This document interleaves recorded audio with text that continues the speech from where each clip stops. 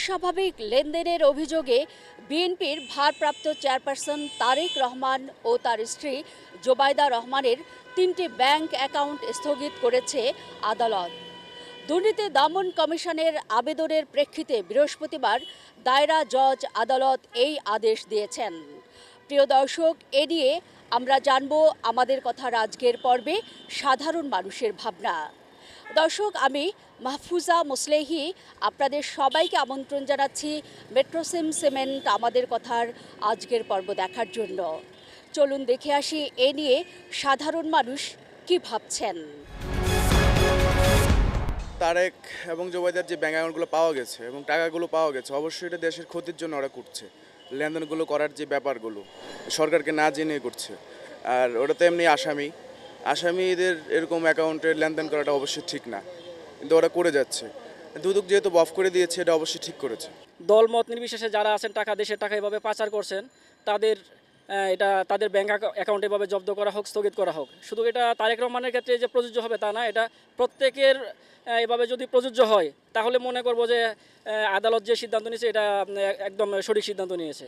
আমাদের এটাই প্রত্যাশা যেন দেশের সম্পদ বাইরে না যায়, দেশের সম্পদ যেন দেশের কাজে লাগে।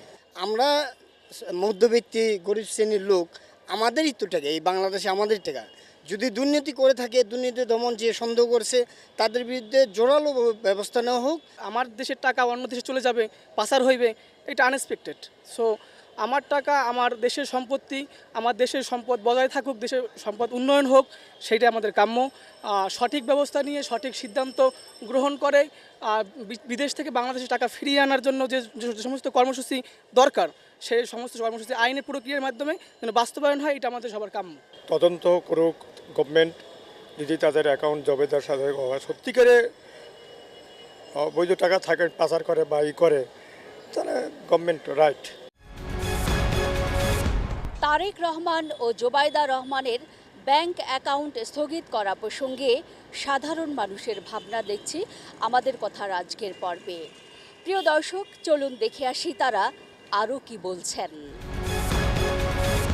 আমাদের দেশে উচ্চপদস্থ অন্য কোনো ব্যক্তি বিদেশে টাকা পাচার করে কিনা বা অন্য কোনো খারাপ কাজে লিপ্ত থাকে কিনা, যদি এগুলো থাকে তাহলে তাদের ব্যাংক অ্যাকাউন্ট আরও জব্দ করে এই টাকাগুলোকে আমাদের দেশে বেকার যুব সমাজের জন্য কোনো কিছু করা উচিত। এই টাকাগুলি সাধারণ জনগণের, মানুষের লুটপাট করে কিন্তু এই টাকাগুলি নেওয়া হয়েছে এবং এটা কিন্তু সারা বাংলাদেশের মানুষ সবাই জানে, এটা ক্লিয়ার। এবং লন্ডনে বেশ কিছু টাকা সে পাচার করছে এবং লন্ডন থেকে সে আসতেছেন, তাকে আনার জন্য সরকার যথেষ্ট চেষ্টা করছে। আর বিশেষ করে শুধু তারেক জিয়া এবং জুবাইদা এই দুজনের কথাই না, এবং বাংলাদেশে যারা দুর্নীতি করে, সে আওয়ামী লীগ হোক, বিএনপি হোক, জামাত ইসলাম হোক, আমার ক্ষেত্রে তাদেরকে আইনগতভাবে তাদের জন্য সবার জন্যই এমন একটা আইন প্রয়োগ করা দরকার। সাধারণ জনগণ যারা আছি তাদের সবারই দাবি থাকবে মনে হয় এরকম, যে বাংলাদেশের যে টাকাগুলো বাহিরে অবৈধভাবে যেন কেউ না নিয়ে যেতে পারে এবং অবৈধভাবে যেন বাহিরে কোনো অ্যাকাউন্ট না করতে পারে।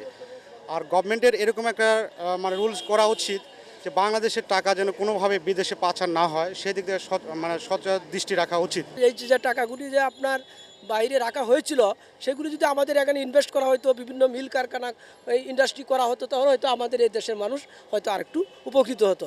আর দুদক যেটা করেছে, স্থগিত করেছে, এটা তাদের ব্যাংক অ্যাকাউন্টে তো অবশ্যই জব্দ করবে। একজন দুর্নীতি করবে, একজন অবশ্যই সে আইনের কাঠগড়া দাঁড়াতে হবে এবং তার এটা আইনের মাধ্যমে প্রক্রিয়া চলবে। কোনো নেতাই যেন আমাদের বাংলাদেশের টাকা অন্য কোথাও না নিয়ে যায়, কারণ আমাদের বাংলাদেশের টাকা যদি আমাদের বাংলাদেশে ইনভেস্ট হয়, সেক্ষেত্রে 10টা যদি লোক কর্মসংস্থানের ব্যবস্থা পায়, তাহলে আমরা আর্থিকভাবে আরও সচ্ছল হতে পারবো। আমরা অন্যান্য বিভিন্ন দেশের কাছে আমরা মাথা উঁচু করে দাঁড়াতে পারবো। দুইটা দল বা যে দলই থাক, আওয়ামী লীগ থাক, বিএনপি থাক বা আদার্স যে কোনো দলই হোক, আমরা সাধারণ জনগণ চাই যে এরা আমাদের জন্য কাজ করুক। আমার দেশের টাকা আমার দেশে ফিরে আসুক, আমাদের বেনিফিট, আমাদের দেশের টাকা থাকলে আমাদের বেনিফিট। সে টাকা যদি বাইরে চলে যায়, সে তো আমাদের বেনিফিট হবে না, সে টাকাটা বাইরে খরচ হয়ে যাবে।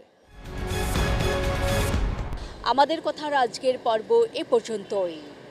আমি মাহফুজা মুসলেহি আপনাদের সবার কাছ থেকে বিদায় চেয়ে নিচ্ছি যারা এতক্ষণ দেখলেন। আগামী পর্বে একই সময়ে আবারও ফিরে আসব অন্য কোনো বিষয় নিয়ে। সে পর্যন্ত সবাই ভালো থাকুন, সুন্দর থাকুন আর সঙ্গেই থাকুন এটিএন নিউজের।